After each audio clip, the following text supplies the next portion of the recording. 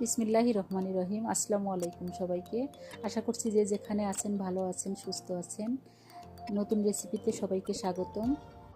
গুঁড়ো দুধ দিয়ে চিংড়ি মাছের মালাইকারি, অনেক টেস্টি একটা মালাইকারি রেসিপি নিয়ে চলে এসেছি। আই হোপ আপনাদের পছন্দ হবে। তো চিংড়ি মাছগুলো আমি ভালোভাবে ধুয়ে পরিষ্কার করে নিয়ে লবণ এবং হলুদ দিয়ে ভালোভাবে ম্যারিনেট করে নিয়েছি। তো এখন চুলোয় চলে যাব। চুলোয় প্যান বসিয়ে দিয়েছি, এখানে রান্নার তেল দিয়ে দিলাম।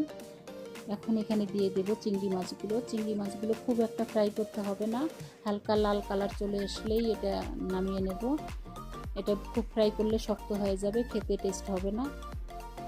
তো এভাবে সব চিংড়ি মাছগুলো দিয়ে দেব। তো এখনও যারা আমার চ্যানেলটিকে সাবস্ক্রাইব করেননি তারা প্লিজ আমার চ্যানেলটিকে সাবস্ক্রাইব করবেন এবং আমার ছোট্ট ফ্যামিলির সদস্য হয়ে যাবেন। তো চিংড়ি মাছগুলো ফ্রাই করা হয়ে গেছে, এখন এটাকে উঠিয়ে নেব। উঠিয়ে নেওয়ার পর এই তেলেই আমি পেঁয়াজ কুচি দিয়ে দেব। এখানে 1 কাপ পেঁয়াজ কুচি আছে। পেঁয়াজ কুচিটা দিয়ে এটা ভালোভাবে ফ্রাই করে নেব। পেঁয়াজ কুচিটা একদম ব্রাউন কালার করে ফ্রাই করে নেব। তো পেঁয়াজটা প্রায় হয়ে এসেছে, আর অল্প কিছুক্ষণ ফ্রাই করলেই হয়ে যাবে। এতে এখন অ্যাড করে দেব আদা পেস্ট 1 টিস্পুন, রসুন পেস্ট দিয়ে দেব 1.5 টিস্পুন, দিয়ে রসুন এবং আদাটাকেও ফ্রাই করে নেব। আর এখানে আমি একটা টমেটো পেস্ট করে নিয়েছিলাম, সেই টমেটোটাকে দিয়ে দেব। দিয়ে এটা ভালোভাবে কষাতে হবে। টমেটোর বাটিটা ধুয়ে আমি সামান্য একটু পানি দিয়ে দিলাম, দিয়ে এটাকে সুন্দর করে কষিয়ে নেব। এর সাথে দিয়ে দেব হলুদ গুঁড়ো 1 টিস্পুন এবং লাল মরিচের গুঁড়ো দিয়ে দেব 1 টিস্পুনের একটু বেশি, এবং স্বাদ মতো লবণ দিয়ে এটাকে ভালোভাবে কষিয়ে নিতে হবে।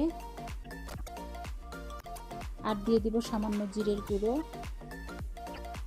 আর এখানে আমি 3 টিস্পুন গুঁড়ো দুধ নিয়েছি। গুঁড়ো দুধটাকে ভালোভাবে মিল্ট করে নেব, কোনো যেন দানাদার না থাকে, এভাবে করে মিল্ট করে নেব। দেখেন মশলাটাও কষানো হয়ে গেছে। এখন এখানে অ্যাড করে দেব গুঁড়ো দুধ।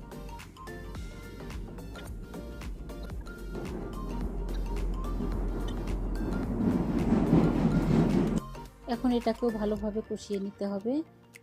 তো কষানো হয়ে গেছে, এখন এতে দিয়ে দেব চিংড়ি মাছ। চিংড়ি মাছটাকে ভালোভাবে আরেকটু কষিয়ে নেব। তো আজকের ভিডিও যদি আপনাদের পছন্দ হয়ে থাকে সুন্দর একটা কমেন্ট করে আমাকে জানাবেন। এখন দিয়ে দেব এখানে পরিমাণ মতো পানি, যে যেরকম গ্রেভি খাবেন সেরকম পানি দিয়ে দেবেন। দিয়ে ঢেকে দেব। ঢেকে দেওয়ার পর একদম লো ফ্লেমে চুলোটা করে দিয়ে 5 মিনিটের মতো আমি চুলোয় রেখে দেব। ভালোভাবে গ্রেভিটা চিংড়ি মাছে ঢুকে যাবে। তো টেস্টি চিংড়ি মাছের মালাইকারি রেডি হয়ে গেছে। আজকে এখানেই শেষ করব, আবার দেখা হবে পরবর্তী ভিডিওতে। ততক্ষণ সবাই ভালো থাকবেন, সুস্থ থাকবেন। আল্লাহ হাফেজ।